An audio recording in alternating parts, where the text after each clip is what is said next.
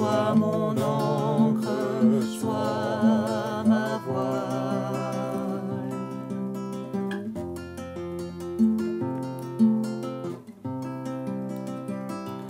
Tu étends mes ailes pour toucher les cieux, protégé par ta main. Ta grâce m'appelle à lever les yeux et suivre ton chemin. Tu m'offres chaque jour ton infaillible amour, toi qui as fixé le cours des étoiles, sois mon encre, sois ma voile.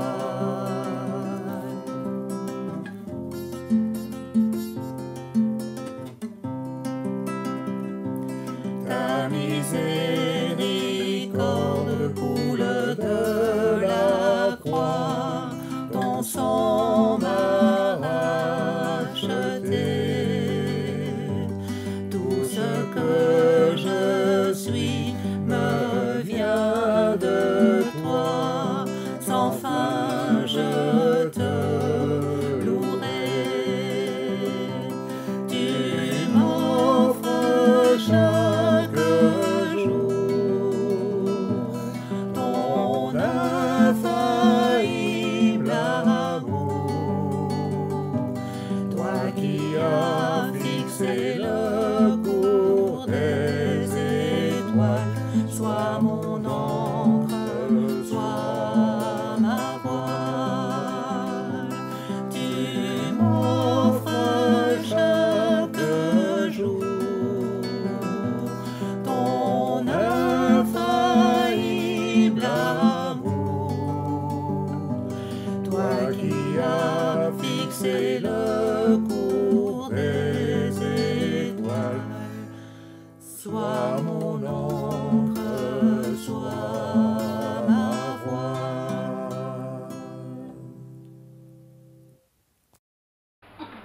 La sanctification. On parle souvent de sanctification. Sanctification, sanctifier, se sanctifier, être sanctifié.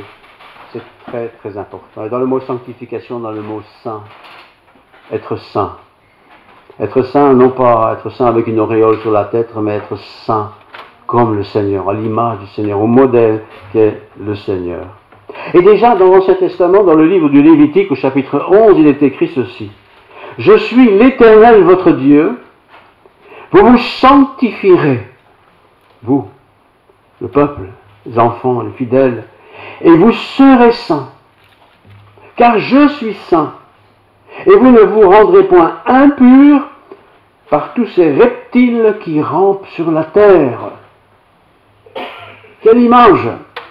Les reptiles, il y en a partout. Il devait y en avoir beaucoup, de toutes les sortes. Mais c'est une belle image que Dieu nous laisse dans cette parole de l'Ancien Testament du Lévitique. Vous ne vous laisserez pas séduire par tout ce qui est mal. Vous serez saints, car je suis saint. Cependant, la notion de sanctification, elle est souvent, je pense, assez mal comprise ou mal interprétée ou mal vécue par certains. La sanctification, dans le fond, devrait atteindre tous les humains, mais elle n'atteint pas tous les humains. La preuve, c'est que beaucoup commettent des péchés très grossiers et sont certainement très loin de la sanctification. Mais il y a aussi des gens qui sont des bonnes gens, serviables, aimant leurs prochains, faisant bien les choses, qui ont aussi besoin de se sanctifier, de se mettre à part. La sanctification. Mais la sanctification en elle-même, pour la sanctification, n'est pas juste. Parce que certains disent aussi, moi je me sanctifie, je suis saint, je suis mis à part, donc je suis quelqu'un de bien. Ce n'est pas non plus l'esprit de ce texte, certainement pas. On pense parfois que par une super pureté de vie, je ne mange pas ceci, je ne fais pas là, je ne vais pas là, Dieu va être content de moi. je serai quand même saint. Mais non, parce que Dieu dit mangez de tout ce qui se vend au marché, sans vous enquérir de rien par motif de conscience. Donc se sanctifier, c'est pas ne rien faire, ce n'est pas ne s'isoler du monde, ce n'est pas, je sais pas, ne pas aller au cinéma par exemple. Non, c'est autre chose, c'est beaucoup plus fort, c'est beaucoup plus beau, c'est beaucoup plus profond. La religion, malheureusement, au cours des âges, a souvent dévoyé ce terme de sanctification. Lui a donné un sens que Dieu ne connaît pas. Dieu nous connaît, lui, il sait de quoi nous sommes faits, il sait que nous sommes fragiles, il sait que nous prenons facilement la tangente et faisons des choses que Dieu n'accepte pas. Mais Dieu ne nous demande pas alors de faire des pénitences, de gravir des montagnes à genoux pour que Dieu soit content de nous. On s'est sanctifié, on s'est purifié.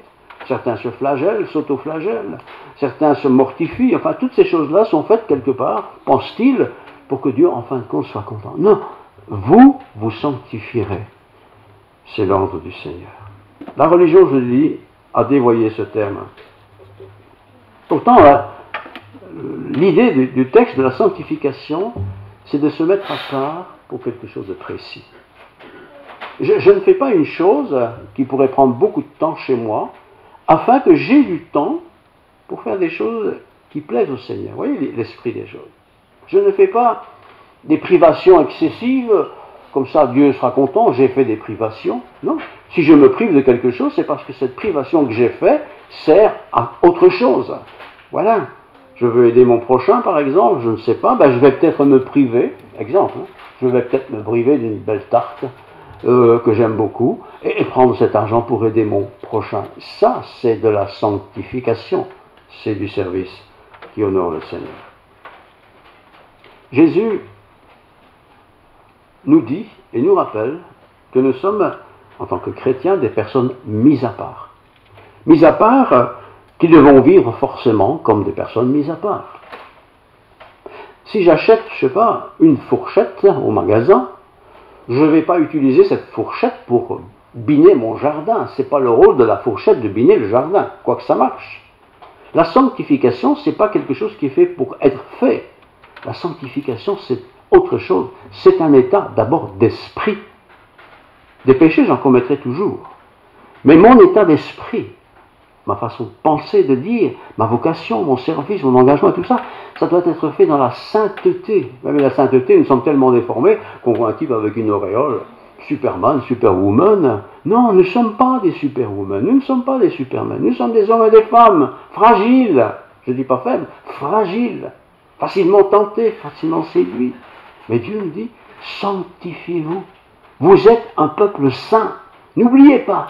Et il parlait à son peuple hébreu, le texte que j'ai lu se trouve pendant ces 40 années de vie dans le désert, c'était évidemment pas très commode. Mais on a entendu la théorie maintenant. Voyons un peu la pratique. Tout le monde dit, oui, c'est sûr qu'il faut être honnête, il faut être saint, il faut être bon chrétien, d'accord. Et on a dit ça, et pourtant, il arrive, que ce soit d'ailleurs un pasteur, que ce soit un ancien, que ce soit un diacre, une diaconesse, que ce soit quelqu'un qui a un service dans l'église, ou que ce soit un chrétien qui vit sa vie de chrétien, eh bien, il arrive que notre sanctification n'est pas toujours très louable, et certainement pas enviable, et certainement pas communicable non plus. Nous sommes un enfant de Dieu. Quand on est enfant de Dieu, ça veut dire que mon Père est Dieu. Alors j'essaye moi d'imiter quelqu'un, c'est pas ça qu'il faut faire. Je dois imiter Dieu, mais Dieu je ne le vois pas. Alors comment puis-je imiter Dieu que je ne vois pas? Eh bien, en sondant les Écritures, toujours revenir aux Écritures. Ceux qui ne lisent pas la Bible ne savent pas trop. Si, ils écoutent parler l'un et l'autre, mais c'est très vite déformé. Jésus un jour a parlé du lavage des pieds. Lavez-vous les pieds. Il y a des églises et tout le monde doit se laver les pieds quand il vient à l'église. Hein. La Bible dit qu'il faut se laver les pieds. Oui, mais mettons le contexte.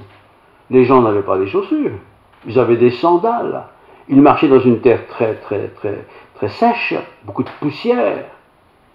Et il était quelque part compréhensible que pour entrer dans le Saint-Lieu, ou dans le temple, ou dans une quelconque rencontre, ou dans une maison, on se lave les pieds.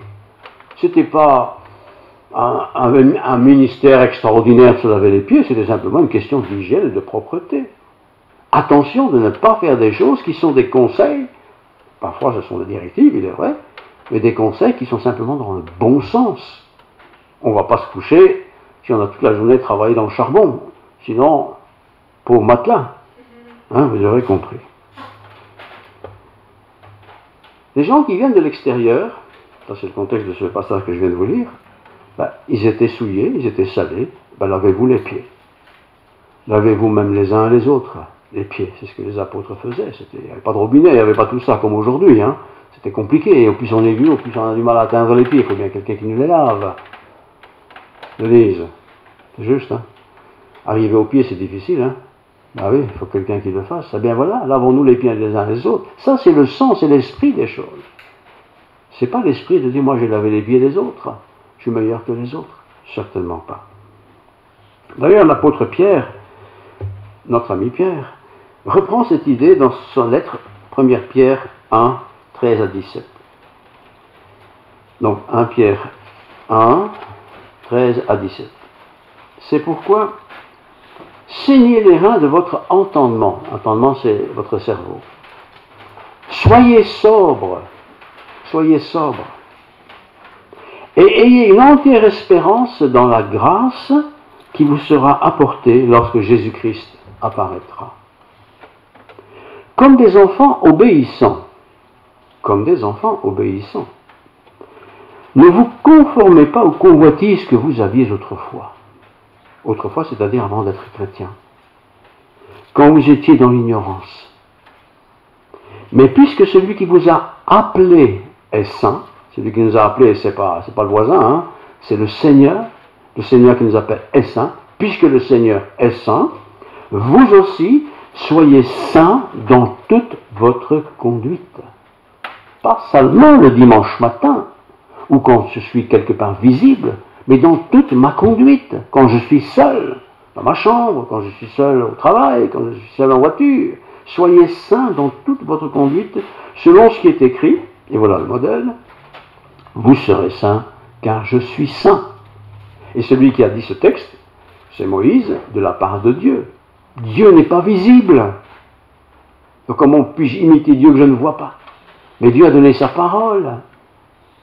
Et cette parole, je suis invité à l'imiter, à la copier, et bien entendu, à la vivre. Et si vous invoquez comme Père celui qui juge selon l'œuvre de chacun, sans favoritisme, conduisez-vous, et voilà donc la leçon, conduisez-vous avec crainte pendant le temps de votre séjour sur la terre. Jusqu'à ma mort, je serai appelé à me purifier. On ne se purifie pas une fois pour toutes. 1er janvier pour toute l'année. Hop, cool. La prochaine fois, ce sera l'année prochaine. Non, non. Toute ma vie, je suis appelé à me sanctifier, à me mettre à part pour Dieu. Vous savez, je lis, que ce n'est pas par des choses périssables, par de l'argent ou de l'or, que vous avez été rachetés de la vaine manière de vivre. Ça ne s'achète pas, ça. Que vous héritez de vos pères. Mais par le sang précieux de Jésus-Christ, comme d'un agneau sans défaut et sans tache, prédestiné avant la fondation du monde. Il fut manifesté à la fin des temps à cause de vous, vous qui êtes disciples. Par lui, c'est écrit comme ça, hein, par lui, vous croyez en Dieu, donc par Jésus-Christ, qu'il a ressuscité des morts et lui a donné la gloire, en sorte que votre foi et votre espérance reposent sur Dieu. Ma foi et mon espérance des réalisations que Dieu a promises reposent sur Dieu par Jésus-Christ. Et toutes les défaillances que j'ai pu avoir, que je peux avoir dans ma vie, seront effacées parce que Jésus les a portées et ils sont déjà effacés. Les péchés que j'ai commis, même ceux que je vais commettre demain ou après-demain. Ce n'est pas à dire allons-y gaiement, puisqu'il a tout pardonné. Mais ceux que j'ai faits, Dieu l'a déjà pardonné. Et ça, c'est extraordinaire, ça doit m'encourager certainement à vivre dans la permanente sanctification. Je n'accumule pas le nombre de péchés, cool. Non, j'essaie de ne plus commettre de péché. Parce que le Christ a porté suffisamment, à cause de moi, le poids de mon péché, de mes péchés. Par lui, vous croyez en Dieu, qu'il a ressuscité des morts, et lui a donné la gloire, en sorte que votre foi et votre espérance reposent sur Dieu. Ayant purifié vos âmes, les âmes, c'est l'être intérieur qui est en nous, hein, vous savez, la petite voix qui nous parle. Hein. Ayant purifié vos âmes en obéissant à la vérité. Pas à des vérités, pas à des traditions, mais à la vérité. Et Jésus a dit, je suis la vérité. Ayant purifié toutes vos âmes en obéissant à la vérité, pour avoir un amour fraternel sincère. Même entre chrétiens, on est parfois tellement hypocrite. Non, notre amour doit être sincère, vrai, authentique. C'est pas facile. Pas facile. Aimez-vous ardemment les uns les autres. Aimez-vous, c'est déjà beaucoup, beaucoup. Mais ardemment, c'est chaud, hein? Vous savez, les amoureux là, qui viennent d'être amoureux, ils s'aiment ardemment, hein? Mais ça doit être comme ça toute notre vie, entre nous chrétiens, mais aussi notre prochain. Donc aimez-vous ardemment les uns les autres de tout votre cœur. Puisque vous avez été régénérés, non par une semence corruptible, mais par une semence incorruptible, par la parole vivante et permanente de Dieu, ce qu'on appelle la Bible. Dans la Bible, il y a tout ce qu'il faut pour que nous sachions, comprenions, exécutions ce que Dieu veut. Toute chair, et là il revient du concret, toute chair est comme l'herbe, et toute sa gloire comme la fleur de l'herbe. L'herbe sèche, la fleur tombe, mais la parole du Seigneur demeure éternellement, et cette parole est celle qui vous a été annoncée par l'Évangile. Nous avons reçu, j'espère tous, l'Évangile. Et quand j'ai reçu cet Évangile, quand je dis à cette parole de Dieu, du Christ, du message du Christ, oui, ça c'est la vérité. Je reçois ça, je vais essayer de vivre comme Dieu le demande. Il a payé cher assez pour ça, il a donné sa vie. Alors, je serai certainement bien. Mais quelques idées pour conclure. Verset 17, il est dit que l'œuvre de chacun sera jugée. L'œuvre de chacun sera jugée. C'est pas les œuvres, quoique dans l'œuvre il y a beaucoup d'œuvres. L'œuvre, c'est-à-dire ton service. Pas le service avant que j'étais chrétien, ça c'est déjà effacé, c'est pas jugé, c'est terminé, c'est fini. Dieu a tout pris sur lui. Mais une fois que je deviens chrétien, que je donne ma vie au Christ, que je dis voilà, je m'engage pour honorer Dieu, je crois en lui et je veux faire sa volonté, là commence un autre compte, si vous voulez. Un autre compte. Et c'est ce compte-là qui va être jugé en fin de compte, quand je me présenterai au tribunal du Christ. Au tribunal du Christ, Dieu va me dire, tu te rappelles que tu avais 7 ans à l'école, tu as triché en classe? Non, ça ne m'apparaît plus. Si je me suis converti à 40 ans, tout ce qui est avant 40 ans, c'est effacé, on n'en parle plus. Mais une fois que je suis devenu chrétien, là, il y a un espèce de jugement, pas un jugement qui va m'empêcher d'aller avec le Seigneur, mais un jugement de correction. Voilà. Et je vous donne quelques détails que l'Écriture nous dit. Verset 15, vous serez saints dans toute votre conduite. Tout le monde peut comprendre cette phrase. Vous serez saints, c'est pas être un saint avec une auréole, c'est être saint, c'est bon, c'est saint, c'est parfait, c'est ce que nous devons être tous. Dans toute notre conduite. Pas seulement dans la tête, pas seulement un jour par an ou par semaine, dans toute votre conduite. Quelques exemples. Vous êtes à l'école, vous êtes étudiant, vous êtes scolarisé. On n'a pas envie d'aller à l'école aujourd'hui. Maman, je suis pas bien, hein? Maman, bien sûr, qui a plein de pitié, plein de cœur. Mon petit gamin, qu'est-ce qui se passe? Oh, j'ai mal au ventre. Mais vous n'avez pas mal au ventre. Vous n'avez pas envie d'aller à l'école. Maman doit faire un faux. Mon fils est malade. Ça, c'est inacceptable. Vous comprenez? Autre exemple. Vous êtes au travail. Le travail n'est pas toujours gai, fatigant, il fait froid, ceci, cela. Ah, aujourd'hui, non, la flemme. Oh, je peux bien avoir un jour de congé. Patron, je suis malade, hein? Je serai absent la journée. C'est quoi ça? C'est du mensonge. C'est ça, vivre dans le péché. C'est ça, pratiquer le péché. Et Dieu ne veut pas ça. Que ton oui soit oui. Et que ton non soit non. Vous serez saint, car je suis saint. Que les autres le fassent, parce qu'on dit toujours, mais tout le monde le fait. Bah, tout le monde le fait peut-être bien, mais moi je ne suis pas tout le monde. Je suis un enfant de Dieu. Je suis un disciple du Seigneur. Une entreprise ne peut pas bien fonctionner si le personnel est en retard. Vous savez ça. Parce que quand il y a quelqu'un qui est en retard, eh bien, ça perturbe un peu le service. Alors le patron dit, alors, t'es en retard, un quart d'heure? Ah, mais le bus est arrivé en retard. Pauvre bus, quoi. Il était peut-être pas en retard ce jour-là, ça arrive qu'il est en retard. Mais j'invente un mensonge pour me tirer d'affaire. En tant que chrétien, je ne peux pas faire ça. Je ne peux pas faire ça. Ou je prends congé parce que je suis malade. Je ne suis pas malade, j'ai pas envie de travailler, c'est différent. Je ne peux pas faire ça. Ou si je le fais, je dis au patron, j'ai pas envie de travailler, tu m'enlèves une journée de paye, c'est bon. Vous serez saint, car je suis saint. Pas la peine d'inventer des sottises, des mensonges. Et surtout pas en tant que chrétien. Vous n'avez pas envie de travailler?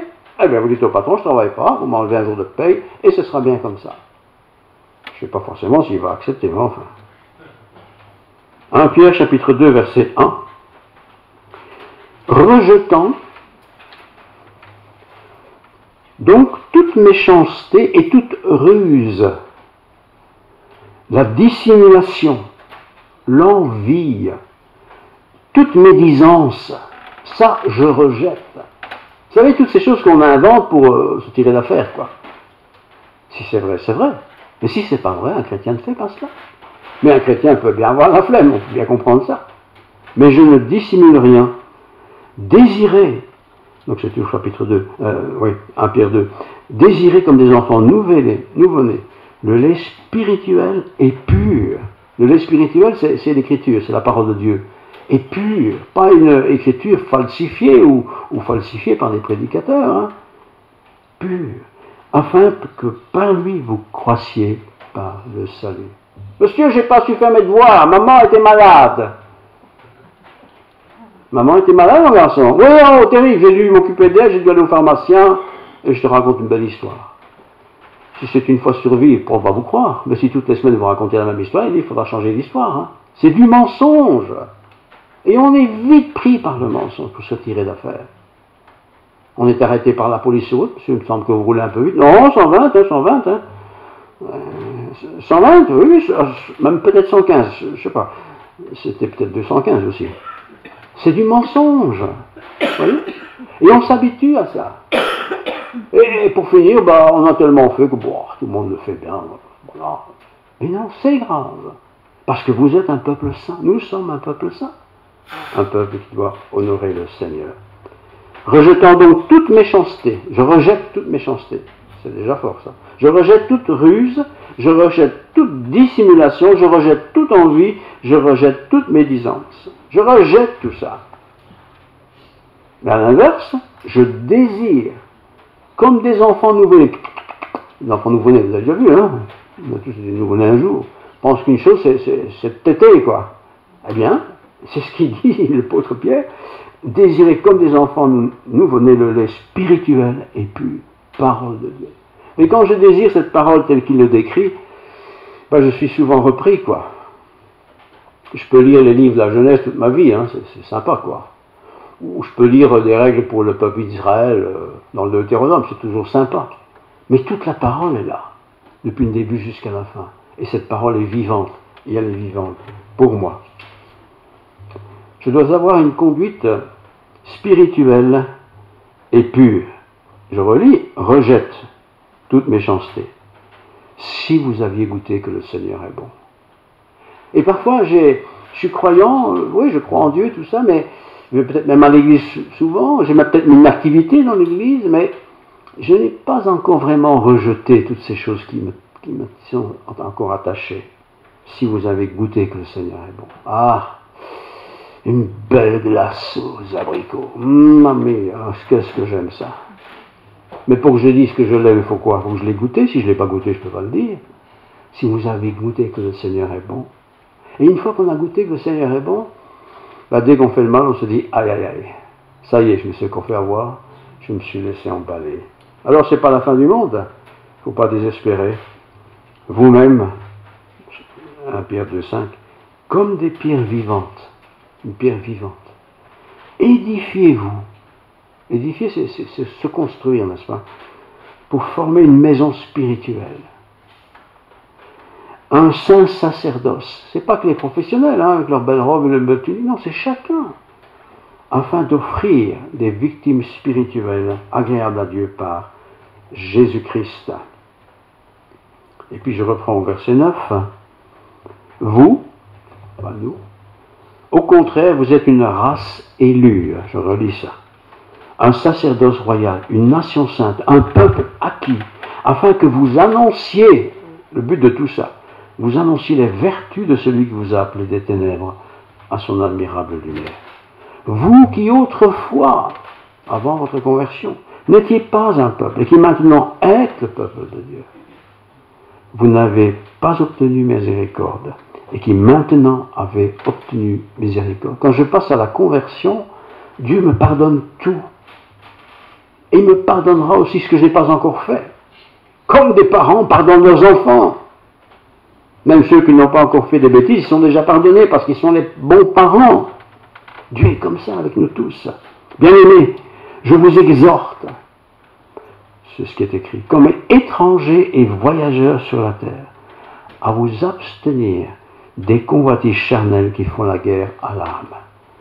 Ayez au milieu des païens, des non-chrétiens, ayez au milieu d'eux une bonne conduite, afin que là même où ils vous calomnient, comme si vous étiez des malfaiteurs, ils remarquent vos bonnes œuvres. On ne fait pas les bonnes œuvres pour être vus, mais faisons des bonnes œuvres quand même. Et ces bonnes œuvres que nous avons faites pour la gloire de Dieu, pour le bien des autres, ils le verront. Et glorifient Dieu, donc les autres qui ne sont pas chrétiens, qui glorifieront Dieu au jour où il les visitera. Soyez soumis à cause du Seigneur à toute autorité établie parmi les hommes, soit au roi, soit au souverain, soit au gouverneur. Soyez soumis. Ils ne sont peut-être pas chrétiens, ils ne sont peut-être pas sympas du tout, ils sont peut-être anti-chrétiens, mais à cause de Christ, soyez soumis.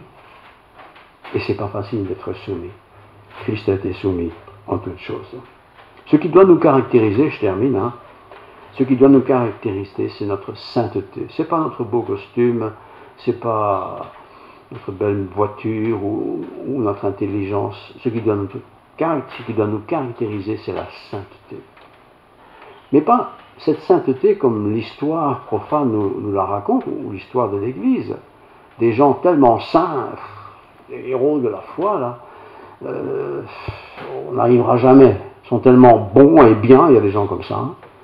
Cela dit, on ne sait pas ce qui se passe dans leur tête, parenthèse. Mais soyez saints, comme je suis saint, dit le Seigneur. À l'école, ne trichez pas. Monsieur, je n'ai pas su étudier parce que ma mère m'a envoyé faire des courses et elle est malade. Je ne l'ai pas fait, ça. Mais ça se fait, ce genre de choses. C'est du mensonge. Et je peux faire le mensonge ainsi pour toutes sortes de choses. Ne le faites pas. Tu n'as pas eu envie de travailler, tu n'avais pas eu. Eh bien, tu le dis, j'ai pas eu envie de travailler, point. C'est comme ça. J'aurais zéro, mais moi, j'aurais pas menti. J'aurais pas menti. Ou alors, si tu ne veux pas mentir, et tu dis, c'est plus simple. Être chrétien, c'est beau. Vivre sa foi de chrétien, c'est très beau. Vivre et partager cette foi de chrétien, c'est l'excellence. Je vous invite tous à vivre pleinement en Christ. Et on vous regardera vivre, on nous regardera vivre. On nous écoutera aussi comment nous parlons, comment nous réagissons. En classe, les copains nous regardent, enfin, au travail c'est la même chose. Dans la vie, le quartier, le magasin, c'est la même chose. On nous regarde vivre. Et ça ne sert à rien de dire, moi je suis un bon chrétien, vous devez venir à Jésus-Christ, si d'autre part, je suis connu pour être quelqu'un qui a un sale caractère, quoi. Tout ça doit être très équilibré. Une conduite spirituelle. Autrefois, oui, d'accord, mais maintenant en Christ, vous êtes nés de nouveau. Que le Seigneur soit glorifié. Amen.